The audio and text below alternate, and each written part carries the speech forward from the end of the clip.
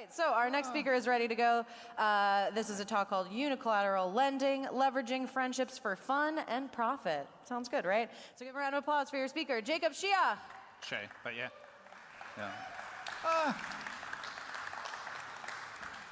Howdy, y'all. This is a bit overkill. Well, cool. So my name's Jacob Shay. I'm the founder of Union Protocol. The name of the talk is a bit tongue-in-cheek because everyone thinks unsecured lending or credit is only for super, super risky leverage and things like that. Cool. But in reality, like before we had money, before we had literal money or cash, we had credit because you would need, like when you're in the village, you would need to go borrow like pretty much everything. But today, you have money, you have credit, you get productive capital. If you only have money and you're just sitting on a bunch of cash, it's just going to sit there, it's going to do nothing. That's not productive. If you have the means of production, but you don't have any like money to provide inputs, you're just going to sit there and then you're not going to have any sort of productivity. So money plus credit equals like productive capital, equals growth, and credit is the mechanism. So just some basics, like when you lend to someone, you have to take interest, you have to pay interest, so that they'll actually lend to you. And then how you determine how much of that interest in order to cover the default rate is just called underwriting. And then from the borrower's view, credit is the mechanism by which you can pull money from like the future into the present, and ideally you use that money for something productive, so you have even more money in the future.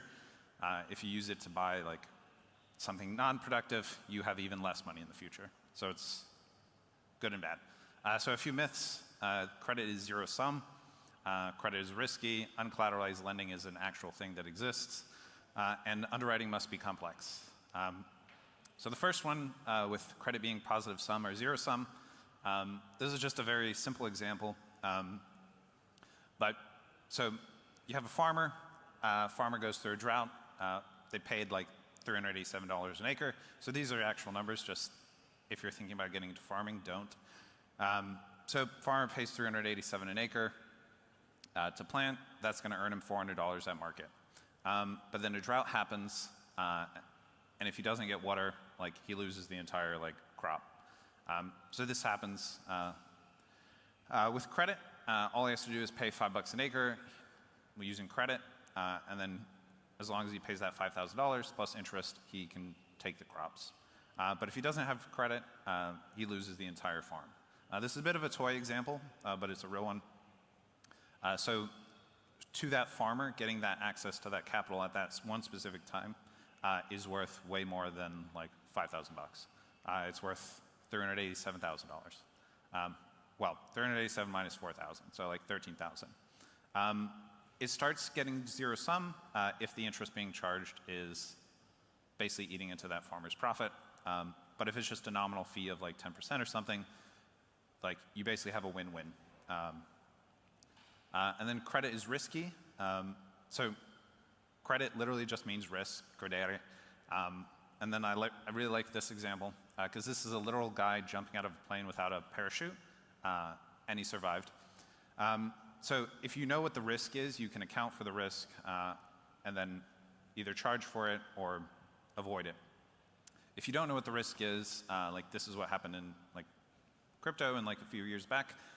Everyone thought they were lending over collateralized, but turns out they were lending uncollateralized. So it's better to lend uncollateralized and know that you're like fully unsecured, so you can account for that and charge for that. And then if you're not doing any sort of underwriting or like accounting, or the expected value of like you lending is negative, so negative EV, that's not credit, it's just gambling, which is what most people like, won't name names, but like, that's what a lot of people are doing. So credit drives the real economy. It can also be used for leverage. So like hedge funds this is how hedge funds make a ton of money. They get like basically infinite leverage via lines of credit. And so this is also what most credit is used in crypto today, which is over collateralized. It's mostly just used for leveraging up on like, mostly just to take your $150 worth of Ethereum, borrow $100, buy Ethereum, and then you just keep going. And then the opposite if you think the price is going down. So that's the financial economy. The thing I'm super excited about or interested in is the real economy. And this is where the real economy is basically just, instead of asset and price speculation, it's the things that where you're producing real goods and services. And so credit can drive this through a number of ways. This is just kind of how I like to think about it. One is time travel, like having access to money like today instead of in like a year.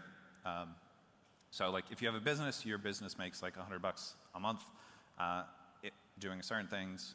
Using credit can pull like, rather than like save very incrementally over time, credit can pull that money into the present and then scale.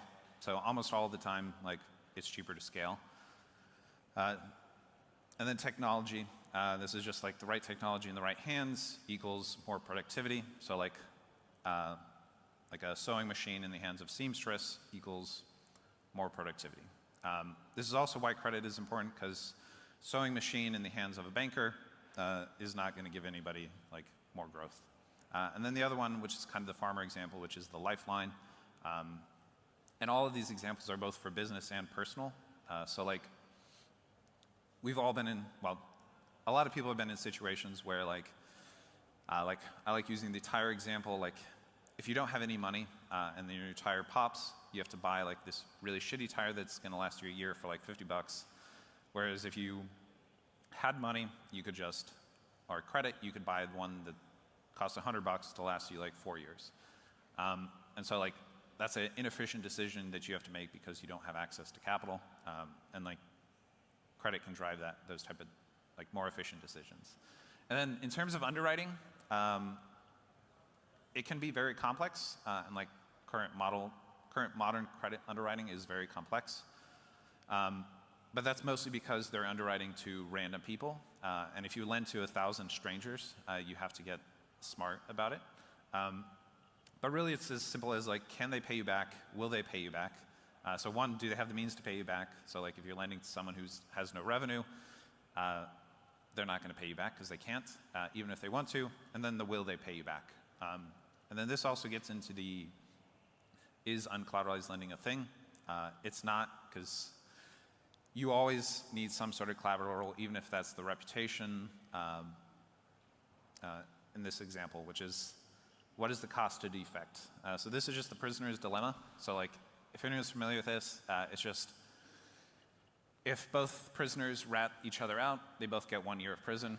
If one remains silent and the other one rats it out, one goes free, one like gets 5 years. And then if they both get silent, they both get 6 months. So this game is different if you have to play it again, or you're going to see those people again in 6 months and play the game again. And those are good opportunities for like credit, where if you're just seeing a person on the street, you give them $100, say meet me here tomorrow, you're probably not going to see that person. And so this is just a kind of toy diagram of what credit is today. So you have money, you deposit in a bank, and then your friend wants to borrow money, goes to the same bank, has to convince a banker to lend them the money. But the bankers nowadays don't actually do any underwriting themselves. Most of that is outsourced to a credit agency, and then the credit agency spends a lot of time and money and effort making sure that they know everything about Joe. And then at the end of the day, like even if Joe's like a good person, if he just falls through cracks of like the underwriting model of that day, he won't get the loan. So this is just kind of to revisit this example, is like, should bankers decide like who gets to have like, basically who has water and who doesn't, is what they're deciding with credit. And if you see the little answer, it's no. Enter what I'm excited about, which is permissionless credit, which is just simply Alice deposits her money in the bank, in this case a protocol, which is a smart contract, and then she trusts Joe, and then she underwrites Joe. And then Joe borrows. And then presumably he repays if he's trustworthy. If he doesn't, Alice is out the money. So it's a bit more risky in theory, but in reality, like if Joe is trustworthy, it's less risky than the bank. Enter what we spent like a bit of time building, which is Union Protocol, which is a permissionless credit protocol, and it's in use. It's very simple. It's literally just like address A vouches for address B can borrow that amount. And then the key benefit that you get from that is like coordination, because if you just if I just give you $100 and then you repay that $110, like that's not you don't need a lot of coordination for that. But if you want to borrow from like 100 different people, like every month, and then repay them like fairly, like that takes a lot of coordination costs, even if all those people in theory would trust you. And the cool bit of this, since it's all addresses, it can be people, DAOs, like, what's the other one? Contracts. So like people, DAOs, contracts, underwriting, like groups, individual people, contracts. So like a contract can now have a credit line from a contract or from people. And like, so there's a bunch of different ways in which you can start like using this protocol to just create new coordination structures. So an important thing is like the protocol itself doesn't actually like create trust or underwrite. All it's doing is like taking the trust that exists. Like, so within this room, like there's probably some amount of available credit, like just based on everyone's like trust. But it's currently like kind of just sitting there. And so this is the most simple structure in which you start kind of to see why this is pretty cool. So like you can have 3 people vouch for the 4th person, and then they now have like a combined credit line. And then you can start getting very complex. So you can do things like have a DAO. So like that's this example. So like a DAO giving credit to its members, and then you can have a friend group all vouching for each other, except for W vouching for Z. I guess they don't like each other. And then because it's all like on chain and networked, all of these disparate little credit networks that would normally be like siloed can start kind of combining. And then you can get even more complex structures. So like a common structure is this thing called a rotating savings and credit association, which is the traditional form of credit prior to banks. And these would mostly just be local thing, very, very hyper-local things. Like 50 people in the community get together, put money in the bank, or money in a box, really. And then they decide who gets to kind of take the money out of the box that month. But if you move to like just down the street, you no longer have access to that credit facility. So you can start taking these like hyper-local credit-like organizations and structures and then putting them on chain. And then this is just another example. Like you can have a bunch of people vouch for a DAO, vouch for like a multi-sig, and then the multi-sig gives credit based on like however the DAO decides. This is just if you're going to be at the hackathon, you can build underwriters like that just take any arbitrary thing. This is just a fun example because you can literally just take anyone who has a Frank NFT and it vouches for them. You can also do other things like if you really want to like pull in a credit score, you could pull in a credit score. It's entirely up to like you. I do have to say it does have one flaw, which is like because it's permissionless, it can't stop you from trusting untrustworthy people. And then I'll just end with we're doing this thing called a trust fall game, which is a fun little game where like to enter it, you just mint, and then in order to play, you'd have to convince the other players to vouch for you, which adds a little game theory because if you vouch for them, you're giving them points. And then the winner wins a prize, and then there's also a team game. So like player versus player, and then team game. And then that's it. Any questions?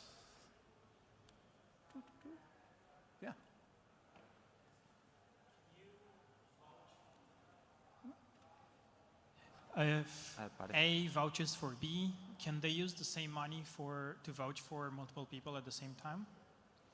So if address A vouches for like, basically they can, so they put a $1 up and they can create like, because of the gas limit, it's only 1,000. Well, not only 1,000, it's quite a bit to fit in a gas limit. But you can vouch for up to 1,000 people, or addresses rather. So like $1 can create $1,000 across 1,000 different people in available credit. But if someone borrows, like obviously like that dollar, like we sadly don't have the ability to do fractional reserve yet. So like it does kind of decrease everyone's available credit when one person borrows. But the cool thing is like that available credit like is now like basically in 1,000 different like wallets. Yeah. Do you have a feature where users kind of like have a credit score, so the borrowers can evaluate the people that are asking for these loans? So Union is like one layer below where like that. So Union doesn't have a credit score. The credit score is entirely up to you and your trust model. So like it can be as arbitrary as, oh, we're stuck. It can be arbitrary as like, oh, do you have like this NFT like that I like? And it doesn't have to have anything on chain as well. It can literally be just, you go to your friend, ask for their address, vouch for that address. So it doesn't have to be like, you don't have to dox. Like no one else needs to know because it's just between you and that person. And it's like very point to point. If you did want to do something with credit scoring, like there's a lot of cool experiments. Not so much with like the US credit score, but there is a lot of like data on chain. So it would be cool to, since you can now vouch for 1,000 people, you do get statistically significance. So if you do want to run any like underwriting models to where you just vouch for like 1,000 people, like let me know.